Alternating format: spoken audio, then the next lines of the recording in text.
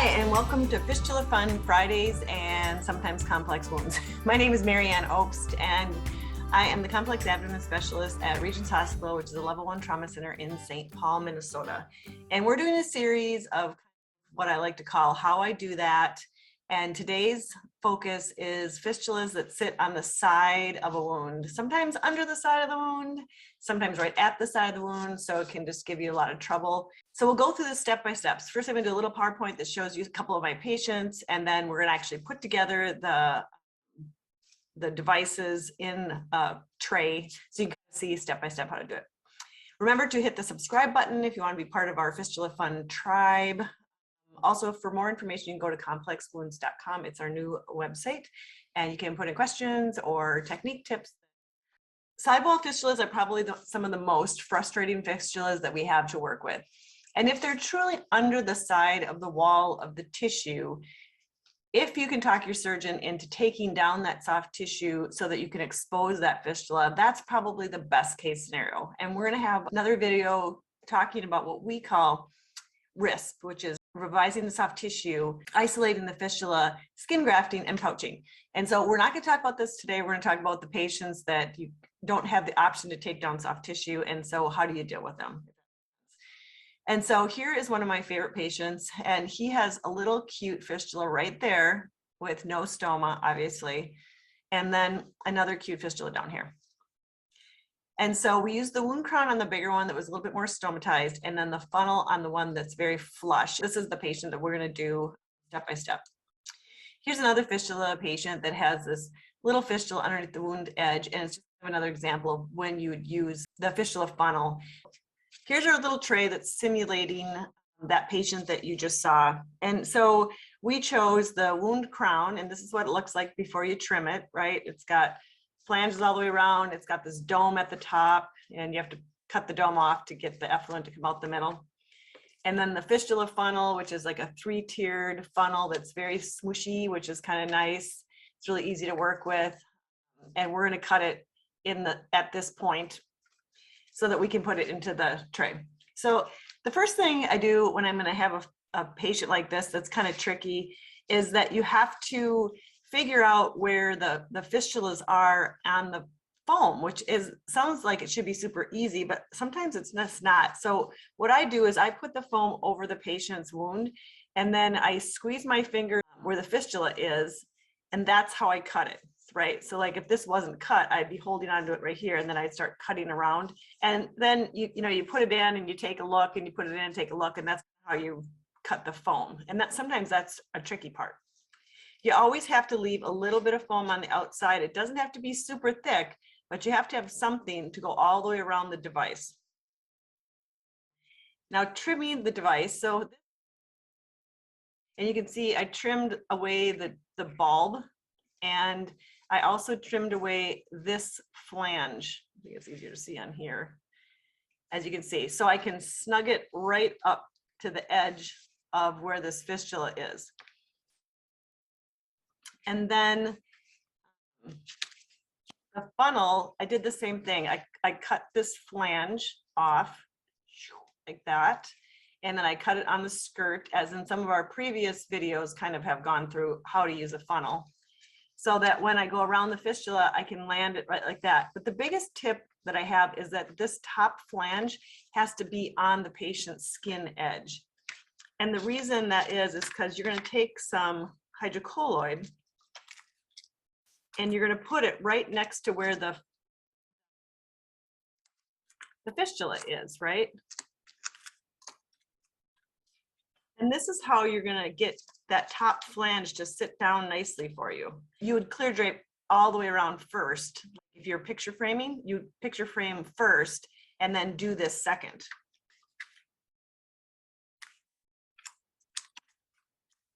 So just like that, because this hydrocolloid is going to keep that wound crown snug up against the side. Same thing up here. This hydrocolloid, I'm going to lay this top flange on, and it's going to keep it snugged up. Okay. So we have everything trimmed. We're going to check one more time just so I don't screw up, and then we're shove our devices right into the foam, making sure that everybody is sitting where they're supposed to be. Like they're not cockeyed like this. If they're kind of tipped to the side, we want to put it so it's just perfect. And sometimes once you get it into the foam, you might have to trim it again. All right, so that looks good. And then we'll do the same for the crown. Oh, see, put it in sideways. You don't want that. So we're going to take it back out and put it back in. I found trying to turn them is really hard. So that's why I don't usually turn it. That's better. Maybe a little bit of turning. Let's see how we still have foam that is around. Not a ton of it, but just enough to kind of hold it all in place. Okay, so that's what it ended up looking like, right? And that's the side that's going to go down. Now I want you to notice that I have the wound crown cut. This length is higher than this length. So it's at an angle. And sometimes I'll do that when I have a wound that is sliding from the wall of the sidewall and it's getting deeper. So here, this is a little bit deeper and this is a little bit thinner. And then remember, the funnel doesn't necessarily need a hydrocolloid, but the wound crown does.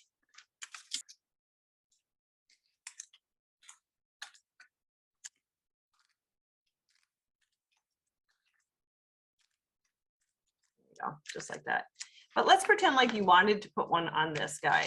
Where would you put it? Because you wouldn't want to put it on that cute little skirt, right? So if you really are into hydrocolloids and you really want to put one at the base, you're going to cut it like a little snake and you'll put it on under the skirt on the funnel, which is kind of totally the opposite of what you do with the crown. Just like that. All right, let's see how this works.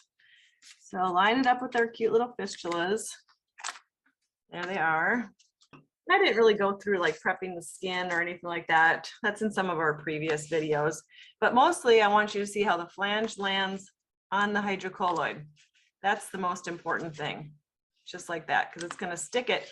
It's going to hold it up to this wall.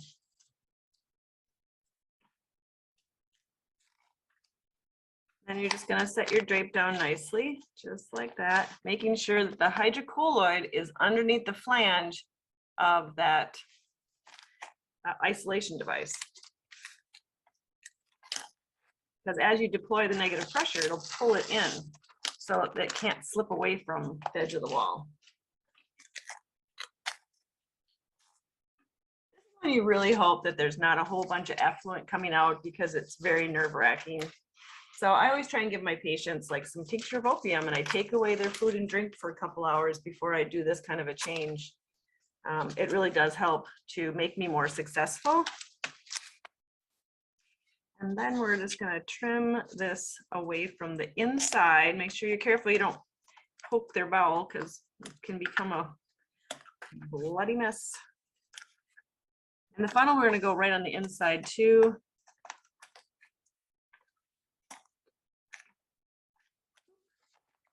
There you go. So now both of them are totally free. And now you can have, you know, like a buddy with suction kind of hanging next to you. So you can be like, suck in here if the stuff starts shooting out.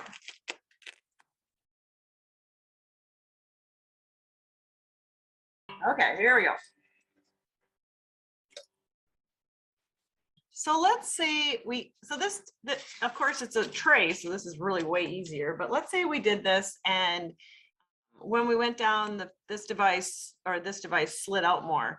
You can certainly let your VAC up again and move these guys around by just pulling them. You can just pull the devices side to side. You can bring it closer to the edge. You don't have to do this, you don't have to do this back. You can bring them closer to the edge by pulling them over and just really get them into the spot that you want. And then at this point, you're like, okay, so now what? Well, we really can't use like a two-piece system on this because of the step up, right? You can see that this is a step up. So you have to use something very, very flexible. So our options would be something along you know, this line that is super flexible, right? So it can make that step up, because you want to go down like this, but you gotta get it all the way up on the edge too. So you could do two, especially if they're really interested in outputs. Like they're like, oh, we want to know how much is coming out of this one and how much is coming out of this one. So then you could use two pouches. Sometimes it gets a little close.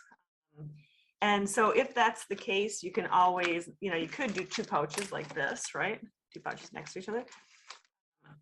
But if the team is not really interested in what the I&O is, you can also do one big wound manager all the way over the top and just cut a hole in each one. You know, I mean, like you just cut a hole here and cut a hole here and then just have it drain into the big pouch. It's kind of up to you. Just remember that to get a good seal on any pouch, on any of these guys, you're going to want to put a barrier ring around the edge of this. And we did this in our previous videos of the funnel and the crown. A lot more step-by-step on how to attach pouches and when to use a contact layer and all that stuff. So if you're jumping into this sidewall fistula one, you might want to go back and watch the one on the crown and the funnel, because it has a lot more detail. Because you're going to want to put this over the top, you know, like this, so that the pouching system wants to stick to it. And like I said, we reviewed that in previous YouTube videos. And then at that case, the only other thing I can say is that some wounds have a fistula coming through the soft tissue. So you could cut the wound crown like this, which is kind of it's a harder one to do. You only cut the foam into a C shape, and then you snug it up to the wall of the fistula like that. And then the tissue on the sides are what actually help you to get a seal. And then you do the same with this barrier ring right on the top. So that is another option. And you leave the dome on, it just sits on the bottom of the wound. And so we'll do some more specialty stuff like this in the future. But for right now, this is just your down and dirty sidewall fistula right on the edge, or very flush. This would be the technique that I would use with the negative pressure system. Thank you so much for joining Fistula Fun Friday, the Sidewall Fistula edition. And I hope you found this helpful. On the Complex Wounds website, there is that question and answer area. And if you have any questions about this particular technique, or if you have any comments, like you've done this and you have like a better way to do any of it, please put it in there. We'll share it with everybody. And other than that, I hope you have a great, fun Fistula Friday.